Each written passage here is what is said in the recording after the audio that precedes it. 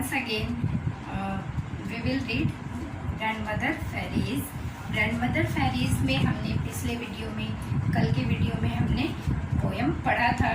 तो grandmother says that sometimes when it's night the stars are twinkling and when the full moon shines and she's tired of doing the chores, fairies come from a distant land and work around the house while she snores. She says that they wash up her dishes and wash the dirty clothes, dusty rooms and everything. They clean them all with their wand swishes. They take out all the trash and wash her car parked outside. They water all the plants in the garden and mop the floors the same night. So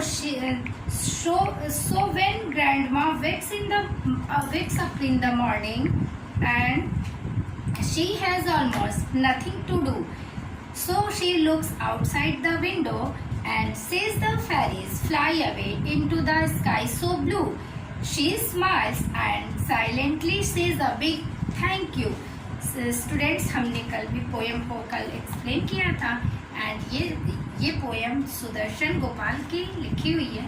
तो next आज हम let's try 1, 2 and 3 read करेंगे students. And कल explanation में अगर आपको आज poem नहीं समझ में आता है तो आप कल की वीडियो को देखिए, उन्हें आप समझने की कोशिश करिए. एंड नेक्स्ट है let's try 1. Read these lines from the poem and answer the question in your notebook. आपको क्वेश्चन का आंसर नोटबुक में, जब भी नोटबुक लिखा रहता है तो हम नोटबुक में यानी कॉपी में लिखते हैं. So they take out all the trash and wash her car parked outside. They water all the plants in the garden and mop the floors the same night. तो यहाँ इसकी मीनिंग है they take out all the, वो बाहर कचरा ले जाती हैं परियाँ. यहाँ हमने परियों की स्टोरी पढ़ी थी पोयम में. तो ग्रैंड मदर कैरेक्टर रहती हैं और परियाँ ग्रैंड मदर सपने देखती हैं कि परियाँ आती हैं और उनके सारे वर्क करके चली जाती हैं, उड़ जाती हैं.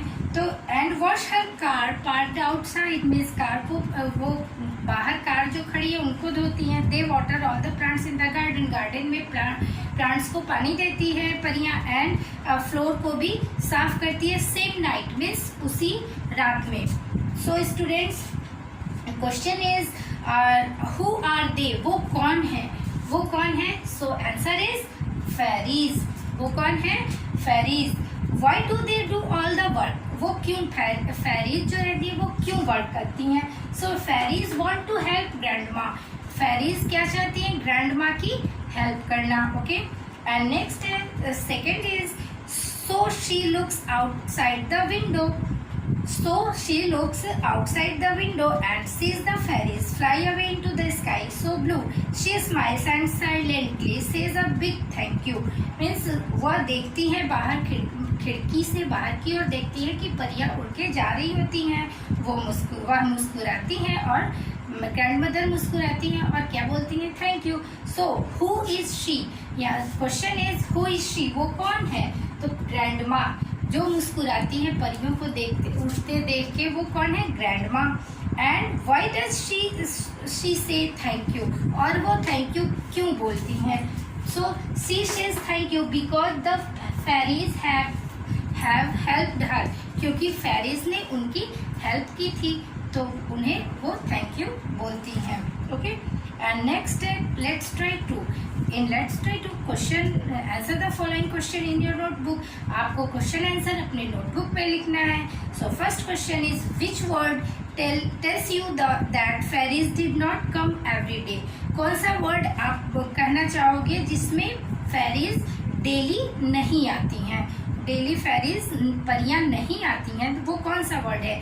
सो फर्स्ट वर्ड है, फर्स्ट लाइन में ये वर्ड है in the first line sometimes. ये वो कौन सा वर्ड है? समटाइम्स मीन्स वो कभी कभी आती हैं. Okay. Next question is when did the fairies come to help grandmother. Means fairies की फेरीज कब आती हैं ग्रैंड मदर की हेल्प के लिए? एट नाइट, मीन्स रात में आती हैं। And next question is how did the fairies help grandmother? Means fairies ने ग्रैंड मदर की हेल्प कैसे की? Used their wands, magical wands का यूज करके उसने अपने ग्रैंड मदर की हेल्प की थी। And next question is do you think it is good to help elders? क्या आप क्या सोचते हो, क्या बड़ों की हेल्प करना अच्छी बात है? Give reason for your answer, आप अपने आंसर का रीजन दीजिए। यस, तो हमें तो बड़ों की हेल्प करनी ही चाहिए, है ना? तो ये हमें क्या आंसर क्या लिखेंगे? Yes, okay. एंड नेक्स्ट है rhyming words. Rhyming words, poem में राइमिंग वर्ड्स दिए हुए हैं। So let's try 3 rhyming word. Goose moose, goose moose, dream stream, around ground, greed need, bed head. इसको भी आपको कॉपी में करना है, बुक में आप लोग एक्सरसाइजेस फील करोगे। एंड लेट्स ट्राई 4 में भी राइमिंग वर्ड्स दिए हुए हैं जिससे कि आपको खुद से ही पोयम बनाने हैं। सो स्टूडेंट्स, आई थिंक कि आपको ये पोयम जो मैंने रिवीजन भी कराया और आपको लेट्स ट्राई 1 2 3 समझाया, आई थिंक कि आपको समझ में आया होगा। Thank you friends. अभी तक आप लोगों ने लेट्स ट्राई 1 and 2 कंप्लीट किया है, तो today we will read let's try 3। अभी हम इसके बाद after explanation the let's try 2 question answer को रीड करने के बाद हम लेट्स ट्राई 3 देखते हैं। हियर इज द, ये बेटा राइमिंग वर्ड्स दी गई है। Think of an appropriate rhyming word and complete these poems। ये पोएम्स दी गई हैं और आपको यहाँ पे ये राइमिंग वर्ड्स से कंप्लीट करना है। सो यहाँ पे अब हम रीड करते हैं। Here the Hawking of the goose, here the Hawking of the goose. Goose means क्या होता है? बत्तख, बड़े बत्तख को गूज कहते हैं। तो यहाँ पे here the Hawking of the goose, I think he is angry at the मूज। मीन्स बत्तख क्या है? हॉकिंग कर, उसकी आवाज़ को हॉक कहते हैं। तो यहाँ पे गूज हॉकिंग कर रहा है। आई थिंक, मैं सोचता हूँ या मैं सोचती हूँ, ही इज एंग्री, वो क्रोधित है। किस लिए? एट द मूज, मूज पे। क्यों? मूज बेटा, अगर आप, हिरण एक प्रकार का होता है, थोड़ा डेंजरस सा दिखता है, बट आप लोग चाहो तो गूगल पे सर्च करके गूज को और मूज को देख सकते हो, आपको समझ में आ जाएगा। Okay, so next B, his red spots. कारी बेटा, ये पोयम अलग अलग पोयम दी गई है केवल आपको राइमिंग वर्ड बनाने के लिए, ठीक है। His red spots car is just a dream. उसके रेड स्पॉट्स कार जो है वो एक ड्रीम की तरह, यानी स्वप्न की तरह। It needs no gas, means उसे केवल it needs no gas, it runs on steam. Means उसे गैस की तरह नहीं, उसे स्टीम की तरह उस पर काम करना होगा सपने को पूरा करने के लिए। ओके, ये राइमिंग वर्ड्स क्या आता है यहाँ पे? Dream and steam. Okay, and next है C, lightning thunder all around, lightning thunder all around, soon the rain falls on the ground. यहाँ पे राइमिंग वर्ड क्या हुआ? Around and ground. Okay, and next D, there once was a dog filled with grid.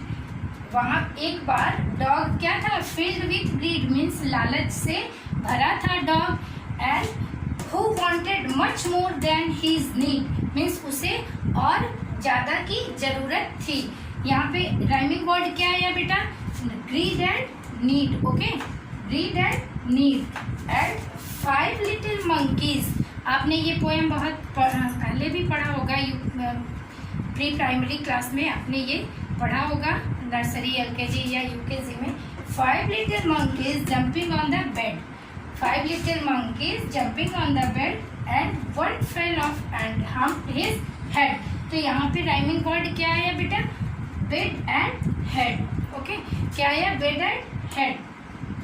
सो हमने rhyming word यहाँ पे poem हमने grand mother fairies पढ़ी थी, तो आप लोग ये आपको राइमिंग वर्ड यहाँ पे दिए हुए हैं, goose, moose, steam, steam, ground, around, ground, greed, need, bed and head. And next आपको बेटा लेट्स ट्राई 3 तो ये कंप्लीट होता है।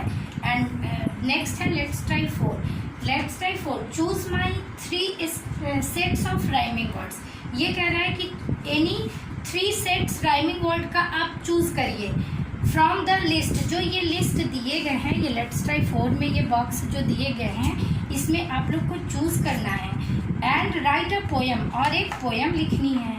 Give it a name and share it with the class. Means आपको एक नाम उसका लिखना है, और यहाँ पे आपको बेटा खुद से करनी है। ओके, यहाँ पे मैं इसमें कुछ नहीं करेंगी, आपका होमवर्क रहेगा। अगर जो आप लोग करके जो दिखाओगे तो ये बहुत अच्छी बात है। यहाँ पे 3 सेट्स दिए हुए हैं। फ्री ट्री से आप बना सकते हो। बेड हेड तो यहाँ ये दिया हुआ है, इसमें से भी आप इसमें नोट कर सकते हो। ट्री फ्री नोट यहाँ पे कोई पोयम लिख सकते हो। बुक एंड लुक का यूज करके हम यहाँ पे आपको लिखना है। बॉल स्मॉल का यूज करके आपको 2 लाइन पोयम लिखनी है। Snap, clap, carrot, parrot, double और ट्रबल, इन वर्ड्स का यूज करते हुए आपको बेटा इसमें पोयम खुद से लिखना है लेट्स ट्राई 4 में। एंड थैंक्स, आपको ये ग्रैंडमास फेरीज पोयम समझ में आया होगा। एंड यहाँ पे एक्सरसाइजेज भी आपके कंप्लीट होते हैं। तो आई थिंक ये आपको एक्सरसाइजेज एंड ग्रैंडमास फेरीज पोयम अच्छी लगी होगी। एंड आपने जीनीस का नाम भी सुना होगा। बेटा अगर जीनीस का नाम आपने सुना है या नहीं सुना है आई डोंट नो, बट जीनीस आपने अलादीन मूवी देखी है। अगर नहीं देखी होगी तो आप लोग एक बार ज़रूर देखना। अलादीन मूवी में जीनीस आपको दिखेंगे, इमेजिनेशन पे है वो, जादू मैजिक पे है। तो मैजिक आप लोग उसको शायद देखोगे, आपको समझ में आएगा और अच्छा भी लगेगा। So students, thanks.